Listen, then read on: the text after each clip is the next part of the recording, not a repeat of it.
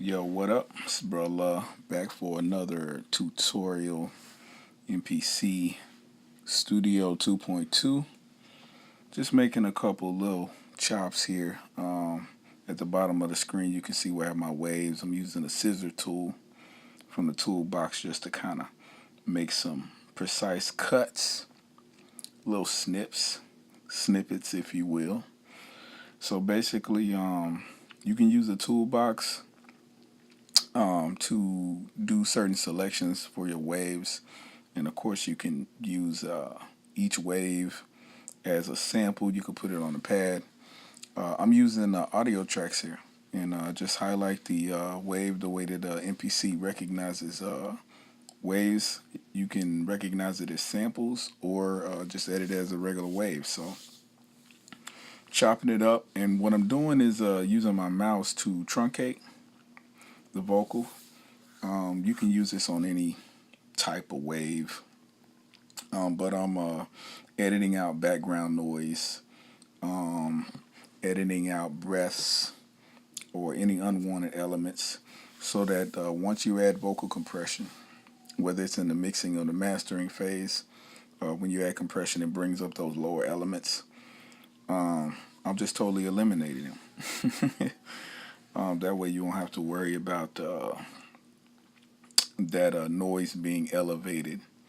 So as you can see here, I have several tracks. So in MPC Studio I'm basically going and selecting the track, and then I'll find the area or the wave that I want to edit or the vocal take, and I'll locate the area, whether it be the end, the beginning, or somewhere in the middle, and then I'll just start to edit. I'll go up to the toolbox and I'll get my scissor tool, and then I'll just start hacking away. As you can see here, I'm zooming in to find some areas where there may be some bogeys, some unwanted low end noise, things that are above and below negative 50 dB. If they don't exist, they can't cloud your mix. So I just go ahead and delete them. Most of the time I'll just make a bunch of series of cuts with the tool. Pause.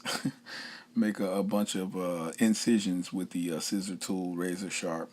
I'll zoom in, and then I'll go to the beginning and the end, and I'll basically create a new wave. And so how I do that is just to begin to edit and truncate. Zoom in. The bottom half of the wave gives me a tool where I can resize or truncate or edit the beginning and the end, and I can just zoom in and zoom out. Now, if you are not a seasoned producer, I do not suggest attempting this. You might want to practice this a few times, because if you select more than one wave, if you have like 8 waves selected or 8 different tracks, you can edit all of them at one time and totally trash your session. And there's nothing like making a mistake and then saving the file. And when you come back to it, you can't figure out what happened to your mix. So yeah, the tools, you get a selection tool, you get a pointer tool, you get some scissors, you get all different types of goodies. The dope part about MPC Studio is that once you highlight or select a wave, it gives you all of the mathematics, and you could truncate this and then, potentially take it, resample it. You could bounce it to another track. Again, with the resample tool, you could take it and make a new sample and then put it on the pad. Use it as a vocal chop. Reverse it. Throw some effects on it. Whatever you want to do. But the editing in MPC Studio is off the chain. If I could say anything to the guys that are doing the coding, I would really like a nice set of shortcuts and they may be there and I just haven't explored deep into the manual enough to find it. But to use these tools very quickly would be awesome. Or I could just hit Command C and cut, or Command T, cut, Command T, cut on the cursor line, and then just come back, do all of my editing, copying, pasting. You know what I'm saying? Zoom in, zoom out.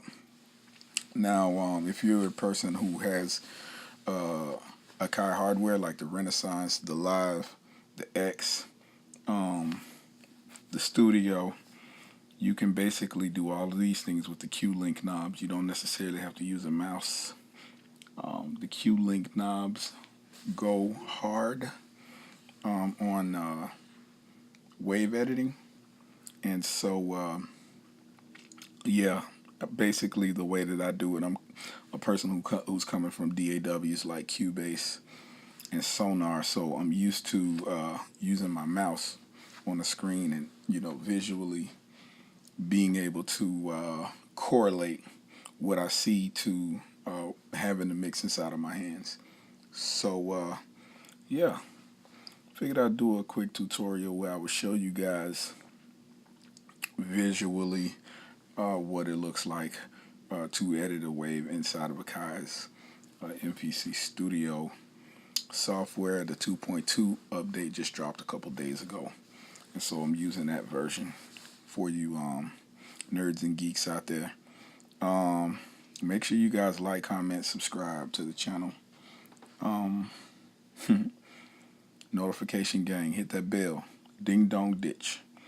Make sure you're updated when I drop a new video, new tutorial, music video, whatever. I use this channel for a lot of different things, but for the most part it's beat making stuff. So guys, I appreciate all the comments. Let me know what you think of this video. Does it suck? Is it boring? You can tell me how much you hate my voice, or random stuff that has nothing to do with the video. That's what I know some of you trolls like to do. Anyways, try to experiment. Grab just a random wave of your voice or a sample and chop it up and edit it, and take it from the sample bin and export it, bounce it to another track, drag samples off your desktop into the workspace, and do what DAWs do. This is a big jump from MPC Essentials, and what's dope about Akai, they recently did a handshake deal with Propellerhead, and so you do have an 8-track DAW called Reason Light inside of your Akai account once you register your Akai MPK Mini. So yeah, even if you don't have MPC Studio, you could definitely do some editing. As you can see here, I'm using the Scissor Tool to do some very precise chops, like super precise, like really, really precise. And I'm gonna zoom in and show you guys exactly what those tiny little chops look like. And that's a small space of like a breath. And so I'm just gonna highlight all of these chops or individual samples, and then we'll just delete them. And that's basically how you get it done. It's been another Akai MPK Mini tutorial, and I know it's banging. I know it's banging. Make sure you share this video on your social media. All of my social media stuff is on the right. Follow me. Holler.